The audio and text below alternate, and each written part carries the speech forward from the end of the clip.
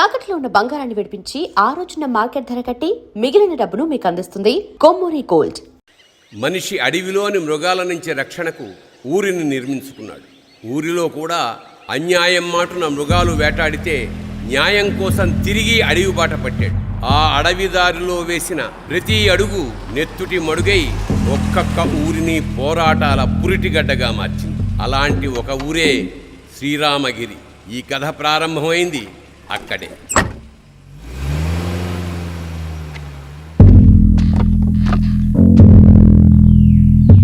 सुबह सुबह दिमाग खराब हो गया रा भाई.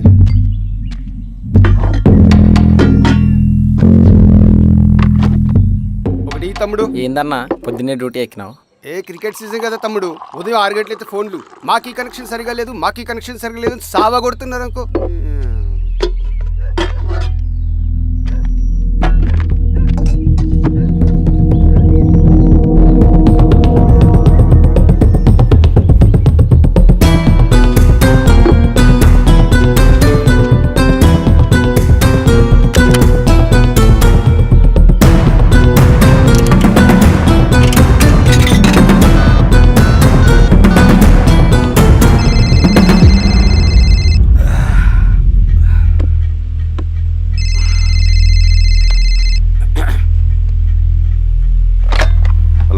Penupaka police station. తాగి ఊళ్ళోకి వచ్చాడు సార్. నిజమా? అవును సార్, నా పక్కనే ఉన్నాడు సార్. సరే సరే అరే మాణిక్యం లే బయలుదేరు. తమ్ముడు బాబాయ్ బాగున్నావా?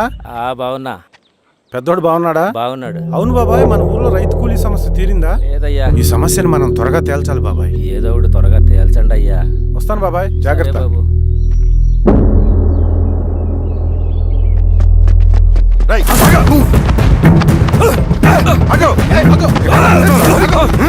సార్ నన్ను వదిలేయండి. మీరు ఎవరు చూసి ఎవరు అనుకుంటున్నారో, నేను సోషల్ వర్కర్ని. నువ్వు ఎవరైనా తెలుసురా? నేను సోషల్ వర్కర్ని.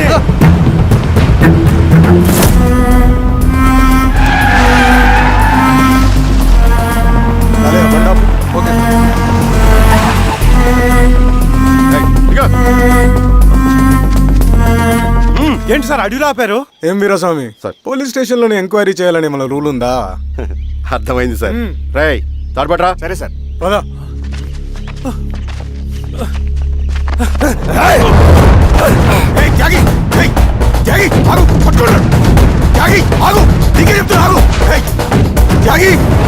చెప్తున్నా నీకు ఆగు. ఆగు.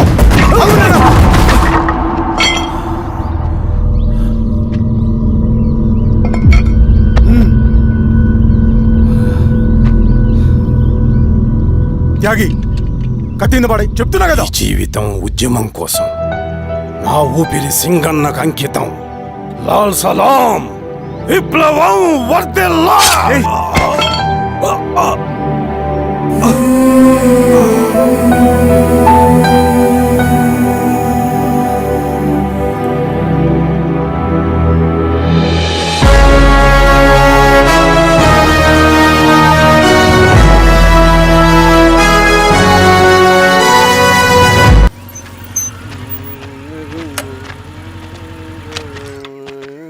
షబీర్ భాయ్, ఏందిరా భాయ్? మా కోనేటి వీధిలో కేబుల్ కనెక్షన్ రావట్లేదు భాయ్.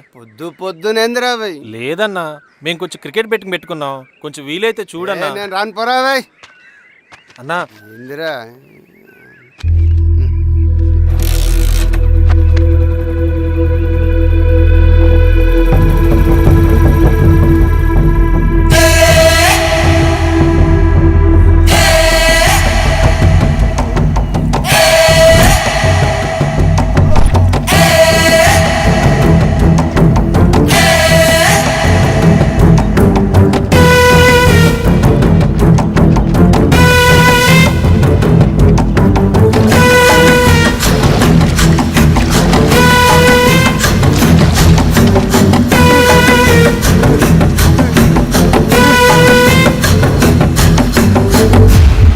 కామ్రేడ్స్.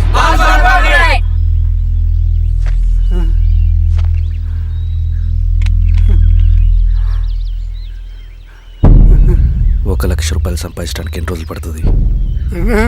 అడిగిన దానికి సూటిగా సమాధానం చెప్పు. 1,00,000 రూపాయలు సంపాదించడానికి ఎన్ని రోజులు పడుతుంది? చెప్పురా ద్రోహి. అదే ఒక విప్లవకారుని తయారు చేయడానికి ఎన్ని రోజులు పడుతుంది తెలుసా? చెప్పురా. ఒక సూర్యగోళాన్ని సృష్టించినంత కష్టమరా. అలాంటి వాడిని ఒక 5,000 అమ్మేస్తావు కదరా.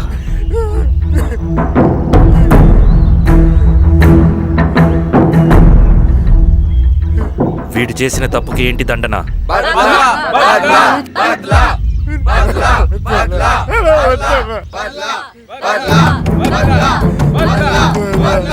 నీలాగా డబ్బుకు కకృతిపడి విప్లవకారుల్ని బలిపెట్టే ప్రతి ఒక్కొక్కడికి నీ చావుకు గుణపాఠం కావాలి.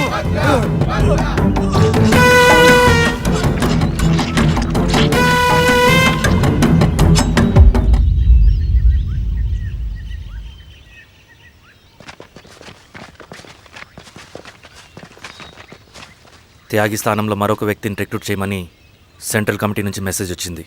ఆ వ్యక్తే మన కళ్ళు చెవులు. తగిన వ్యక్తిని రిక్రూట్ చేయాలి. అలాగే కామ్రేడ్.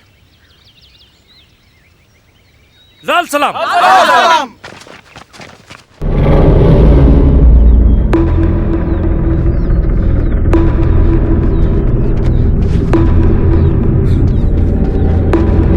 సార్ సార్ సార్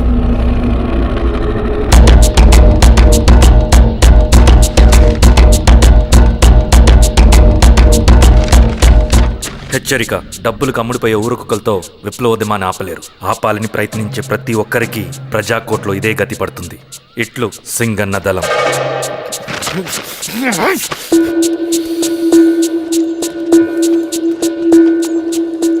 అయ్యా, మీకోసం చెన్నారెడ్డి గారు శేషారెడ్డి గారు వచ్చారండి. కూర్చోమని చెప్పు. సరే అండి.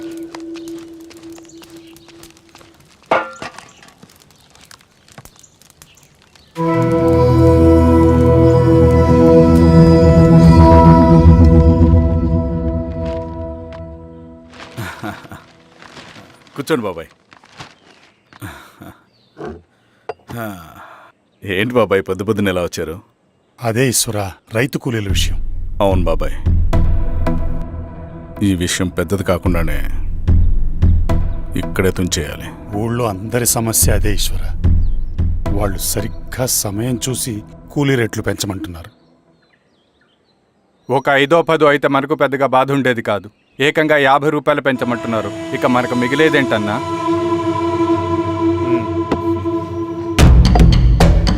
చెరువులోకి నీళ్ళు వచ్చేసరికి జలగలకు బలం పెరుగుతుందంట. ఆ అన్నల అండ చూసుకుని కూలీ నా కొడుకులు రెచ్చిపోతున్నారు. అలా కొనసాగడానికి వీల్లేదు. ఓ గంటకి మీరందరూ పోలీస్ స్టేషన్కి రండి. అక్కడ మాట్లాడి ఏం చెయ్యాలో ఒక నిర్ణయానికి వద్దాం. అలాగే పద.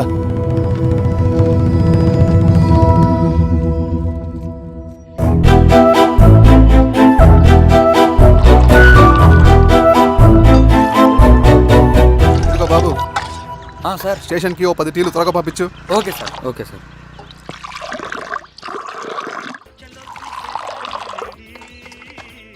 రెడ్డి గారు, బయట ఊరు నుంచి కూలి వాళ్ళని తీసుకొస్తే ఇక్కడ ఊరోళ్ళు ఊరుకుంటారా? గొడవలకు వస్తారండి. నాకు లా అండ్ ఆర్డర్ ఇష్యూ అవుతుంది. వాళ్ళు గొడవకు దిగితే మేమన్నా వాచమలమా? ఏం చేయాలో మాకు తెలుసు. చుండూరు, కారంచెడు, పదిరికుప్పం, నీరుకొండల్లో ఏం జరిగిందో ఈ ఊర్లో కూడా అదే జరుగుతుంది. మీరు ఇలా ఆవేశపడితే ఎలా రెడ్డి గారు? మీరైనా చెప్పండి ఈశ్వర్ గారు. ఏం చెప్పమంటావు గిరిధర్? వాళ్ళు ప్రతి సంవత్సరం ఇలా పెంచుకుంటూ పోతూ ఉన్నారు. ఈ సంవత్సరం 50, వచ్చే సంవత్సరం ఎంతని ఎవరికని వాళ్ళు అడిగిందంతా ఇచ్చుకుంటూ పోతూ ఉండాలా మేము? వచ్చే సంవత్సరం పెంచర్లేండి సార్.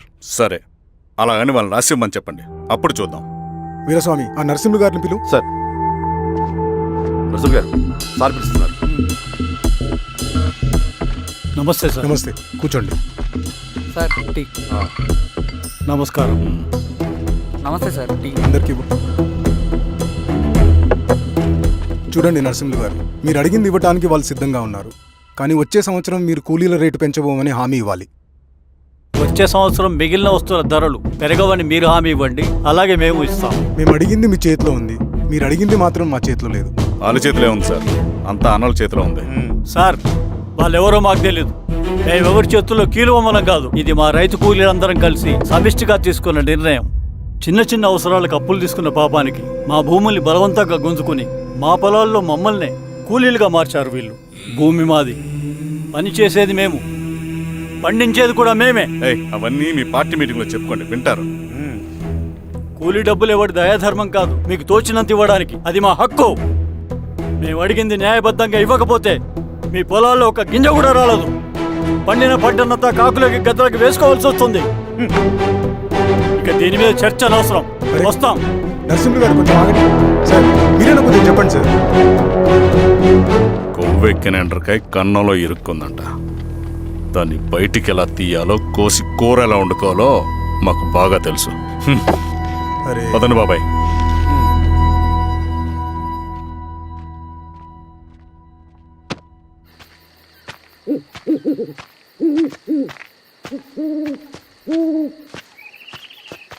లాల్ సలాం కామ్రేడ్.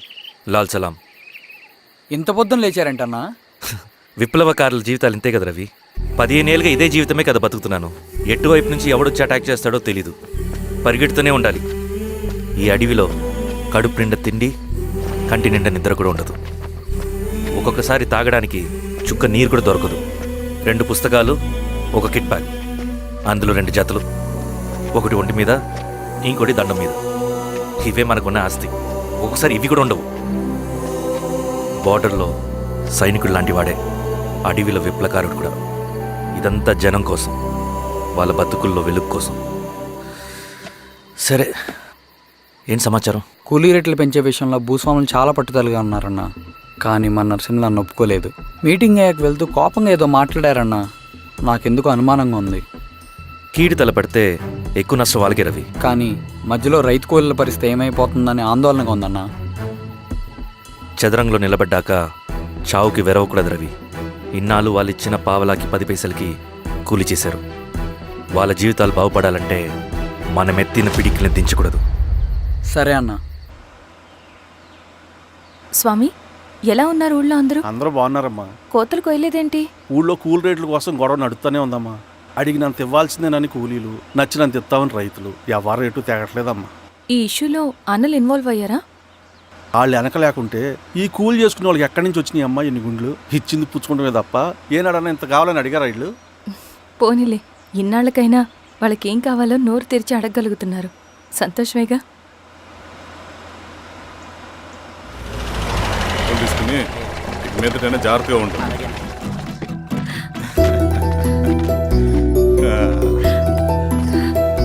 బాగున్నావమ్మా? బాగున్నానన్నయ్య, నువ్వెలా ఉన్నావు? బాగున్నాను. రా లోపలికి వెళ్దాం. రా కూర్చో. సో ప్రయాణం అంతా బాగానే జరిగింది కదా? నీ ఫేవరెట్ నెత్తిపూరి. రా వడ్డిస్తారా? ప్లేట్ తిప్పు. నాకొద్దన్నయ్య, నాకు మంచి కాఫీ తాగాలని ఉంది. అమ్మో, నీకు నచ్చినట్టు కాఫీ చేయాలంటే ఆ దేవుడి దిగి రావాలి తల్లి. ఏంటో అన్నయ్య, మంచి కాఫీ తాగకపోతే ఇక ఆ రోజంతా అదోలా ఉంటుంది నాకు. రేయ్ సామే, అర్థమైంది. శిరీష్ అమ్మకి మంచి కాఫీ కావాలి, అంతేగా నేను వెళ్ళి పట్టుకొచ్చేస్తా. ఎక్కడికి స్వామి? మన ఊళ్ళో మెగాస్టార్ హోటల్ ఉందమ్మా, అందులో కాఫీ చాలా బాగుంటుంది. నేను వెళ్ళి పట్టుకొచ్చేస్తా. స్వామి, అమ్మా, కాఫీ అంటే అక్కడికి వెళ్ళి వేడివేడిగా తాగాలి. నేను వస్తాను పద. అవునమ్మా, అక్కడ నేను కూడా తాగాను, చాలా బాగుంటుంది. వెళ్ళు. థ్యాంక్ యూ అన్నయ్య. పాడుతూ పాడుతూ పని చేస్తాం.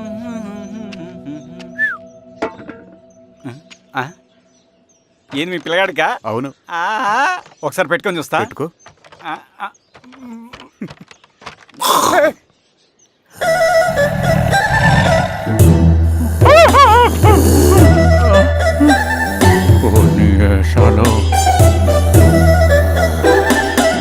బట్టలు ఉంటే బట్టలు లేకుంటే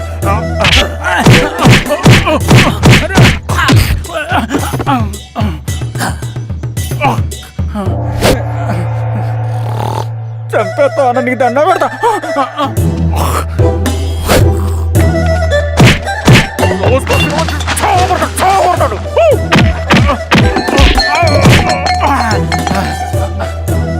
నేనన్నా బొట్టుని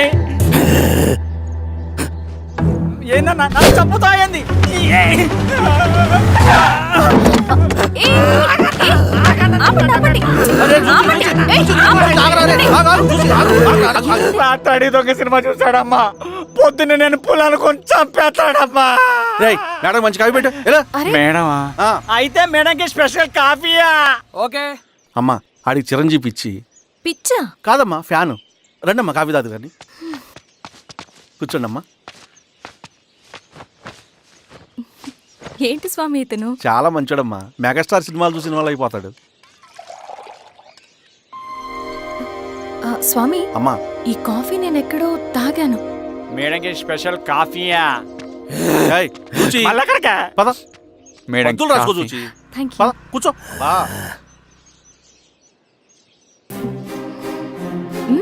కాఫీ బాగుంది. ఎవరు చేశారు? మా రవణ పెట్టాడమ్మా. రవి? ఎవరు రమ్మను? రవణ మేడం పిలుస్తున్నారు.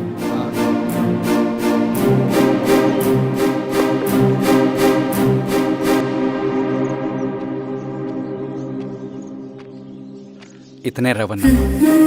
శిరీష మీరా? రవి, నువ్వేంటి ఇక్కడ? కాఫీ బాగుందా?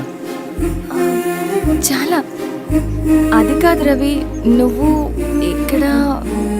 ఈ హోటల్ మనోల్దే. మన ఫ్రెండ్స్ అందరు బాగున్నారా? చాలా బాగున్నారు. అవును మీరేంటి ఇక్కడ? ఏమని అన్నా అన్నా ఏమైందన్నా? అన్నా? లే అన్నా. స్వామి, త్వరగా కారుతా. జాగ్రత్త. అన్నా త్వరగా పట్టిది అన్నా. అన్నా త్వరగా పోనీ.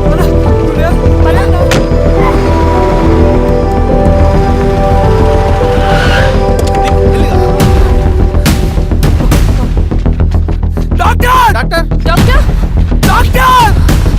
ఏమైంది? డాక్టర్ త్వరగా చూడండి డాక్టర్. లోపల తీసుకురండి.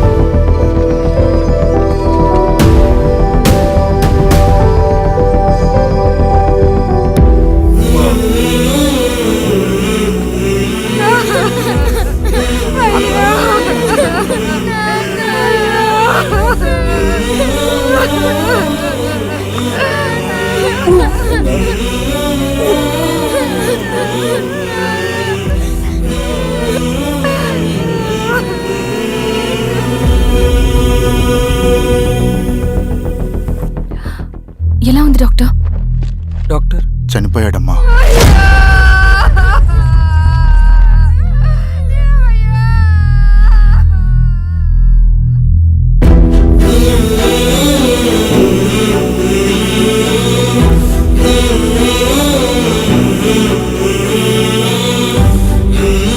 ఆ పేపర్స్ ఏంటి రవి?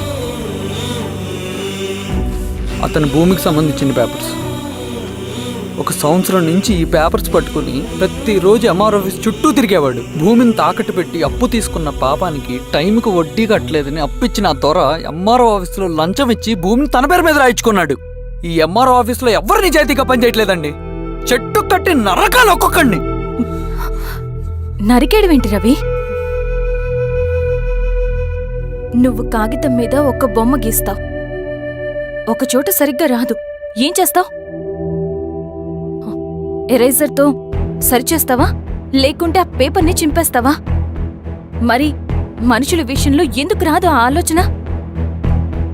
తప్పు చేసిన ప్రతి ఒక్కరిని నరుక్కుంటూ పోతే చివరికి మిగిలేది మనుషులు కాదు, శవాలు.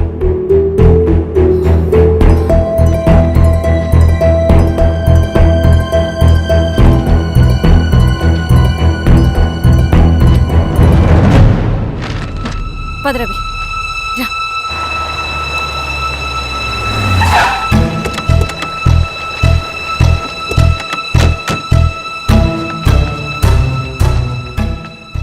పానుకోటి నర్సయ్య ల్యాండ్ ఎవరు చూస్తున్నారు?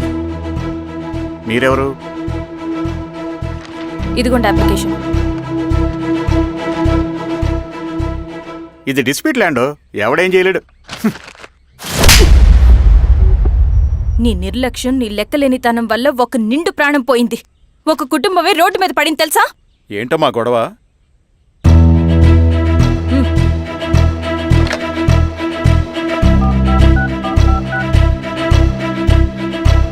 Hello sir.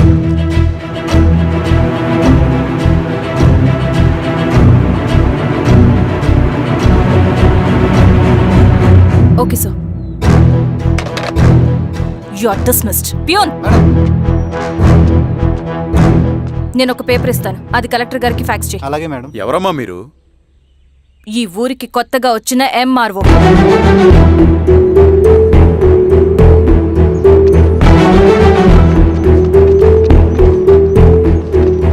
నమస్తే. మీ పరిస్థితులు నాకు తెలుసు. పని చేస్తేనే మీకు పూట గడుస్తుంది. పనులు మానుకుని మీరు ఈ ఆఫీస్ చుట్టూ తిరగాల్సిన అవసరం లేదు. మరి ఎట్టాగమ్మా? నేనే మీ ఊరొస్తాను. ఆ రోజు అరగంట వీలు చూసుకుంటే చాలు, మీ పని పూర్తయిపోతుంది. దండాలమ్మా.